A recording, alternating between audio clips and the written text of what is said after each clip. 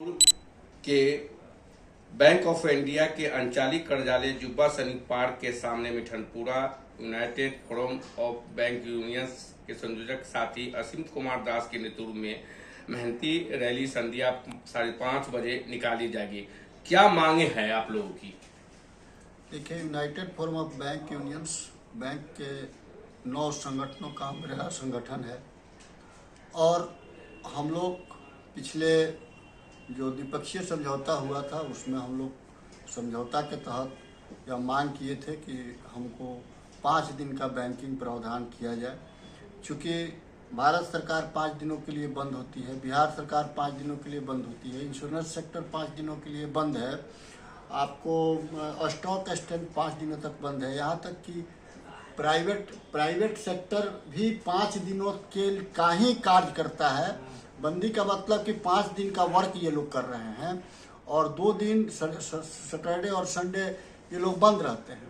तो हम लोग भी चाहते हैं कि बैंकर्स, जबकि अनेक चैनल हमारा खुला हुआ है, डिफरेंट मीडियरी चैनल हमारा है, जैसे आपको चेक जमा करने नहीं आना है, आपको पेमेंट लेने नहीं आना है, आपको लोन लेने नहीं आना है। भारत सरकार कहती है कि 59 मिनट में आप लोन करके दे दीजिए। डिजिटल इंडिया का एक परिकल्पना है भारत सरकार के, जिसकी हम लोग सबसे मुख्य वाहक हैं। बैंकिंग इंडस्ट्री चारों तरफ डिजिटल है, तो फिर आम कस्टमर्स को हम जब डिजिटली सुविधा दे रहे हैं तो हमारा वर्क लाइफ बैलेंस गड़बड़ हो रही है। इसलिए 5 डेज बैंकिंग पर इंडियन बैंक एसोसिएशन के साथ हम लोगों का समझौता हुआ था। समझौता के तहत उसका नोटिफिकेशन करके 5 डेज बैंकिंग भारत सरकार को करना था। सैटरडे और संडे को बैंकों में छुट्टी होनी थी, जो अभी तक नहीं किया गया। तो इसके कबल हम लोग स्ट्राइक पर जा रहे हैं, जो 24 और 25 मार्च को स्ट्राइक है। दूसरा है कि बैंकों में कर्मचारियों की संख्या दिन प्रतिदिन घटते जा रही है। पार्टिकुलर हमारे सफाई कर्मचारी, सब स्टाफ और क्लर्कल स्टाफ तो नगण्य से हो गए हैं। तो ऐसी स्थिति में हम ग्राहक सेवा नहीं कर पा रहे हैं। आप कहते हैं 59 मिनट में आप लोन दे दीजिए, तो हमारे पास स्टाफ नहीं रहेगा। नॉर्मल बैंकिंग सेवा करने के लिए मेरे पास स्टाफ नहीं है। इसलिए बैंकों में बहाली ज़रूरत है और बेरोजगारों को रोजगार देने की ज़रूरत है। ये मेरी मुद्दा बहाली की नहीं है, बल्कि आम जनता की मुद्दा है कि उनको रोजगार मिलेगा बैंकों में, वे लोग आएंगे और बैंक से में नौकरी पाएंगे। तो सरकार उसको भी नहीं दे रही है। और दुर्भाग्यपूर्ण ये है कि हमारे भारत सरकार की वित्त मंत्री कहती हैं कि 95% बैंकों का जो पद है वह भरा हुआ है, तो जबकि RBI कहता है कि मात्र 70% पद ही भरा हुआ है, 30% वैकेंसी है बैंकों में।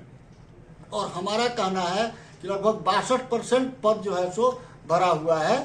तो ये जो विडंबनाएं हैं, यह जो आंकड़ों का खेल है, जहां वित्त मंत्री को बताया जा रहा है कि 95% पद भरा हुआ है, इसके खिलाफत में हमारा स्ट्राइक है। हमारा स्ट्राइक है कि पहले हम लोग समझौता किए थे, जो प्रॉफिट लिंक हमको इंसेंटिव मिलता था, उस इंसेंटिव के फॉर्मूला में भारत सरकार चेंज किया है और बैंकों में उसका प्रावधान चेंज किया गया है। हमारा स्ट्राइक है कि भाई आउटसोर्सिंग बंद किया जाए। बहुत छोटे छोटे कार्यों के चलते आउटसोर्सिंग 10,000 12,000 रुपया में बेरोजगारों का शोषण करके बैंकों में लाया जाता है। यह वित्तीय संस्थान है, यहाँ फ्रॉड होता है, जनता की पैसा है जिसको लोग लूट के चले जाते हैं और हम लोग उसका जवाब नहीं दे पाते हैं, परमानेंट एम्प्लॉय जो हैं। तो इसलिए आउटसोर्सिंग को बंद किया जाए, पेंशन का अपग्रेडेशन किया जाए। इन तमाम मुद्दों को लेकर 48 घंटा का हमारा United forum of bank unions की हड़ताल है और उसके समर्थन में हम लोग आज रैली निकाल रहे हैं। भारतीय स्टेट बैंक के आंचलिक कार्यालय से, जो यूनाइटेड फोरम के जिला के संयोजक हैं साथी असीम कुमार दास, उनके नेतृत्व में हम रैली निकालेंगे 5:30 बजे से। ऐसे अभी United forum of bank unions Bharat सरकार और IBA के साथ श्रम आयुक्त के पास सभी नेतृत्व के साथ ही बैठे हुए हैं। जो भी आउटकम आएगा वह आगे सूचित किया जाएगा। स्ट्राइक के कबल अगर पॉजिटिव एश्योरेंस होती है तो हम स्ट्राइक पर नहीं जाएंगे।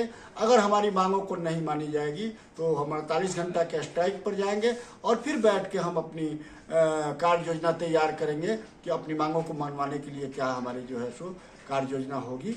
अभी देखा जा रहा है कि अभी ATM फ्रॉड मतलब कि ज़्यादातर आ रहा है, समस्या ये आ रहे हैं फिर से लोगों को कॉल करके मतलब कि जो है से उसका कोड मांगा जा रहा है, जिस पर बहुत ज्यादा मतलब कि जो है युवा पीढ़ी फंस रहे हैं। तो वैसे उससे बचने के लिए क्या उपाय है? एटीएम बैंक का नाम है, लेकिन वो कंप्लीटली प्राइवेट एजेंसी के पास है। यही तो हमारा डिमांड है कि आउटसोर्सिंग बंद कीजिए, परमानेंट बहाली कीजिए। जो बैंक के कर्मचारी हैं, जो वेतनमान पर काम करते हैं, जिनकी रोजी रोटी से उनके बाल बच्चे और परिवार का भरण पोषण होता है, वह फ्रॉड करने के पहले में कई एक बार सोचते हैं।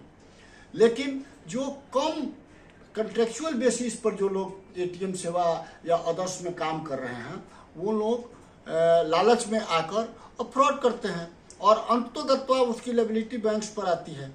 इसलिए हम लोग इसी का डिमांड कर रहे हैं कि आप परमानेंट बहाली कीजिए और आउटसोर्सिंग बंद कीजिए। अब जहाँ तक साइबर क्राइम की बात है, तो भारत सरकार डिजिटल इंडिया ले दी, लेकिन वो साइबर जो फ्रॉड है, साइबर सिक्योरिटी है, उसमें भारत सरकार फेल है। उसमें हम बैंकर ज़्यादा प्रभावित होते हैं, चूँकि फिनेंशियल सेक्टर से हम आते हैं और फिनेंशियल सेक्टर्स में जो साइबर सिक्योरिटी होना चाहिए वो गवर्नमेंट मुहैया कराती है हमको।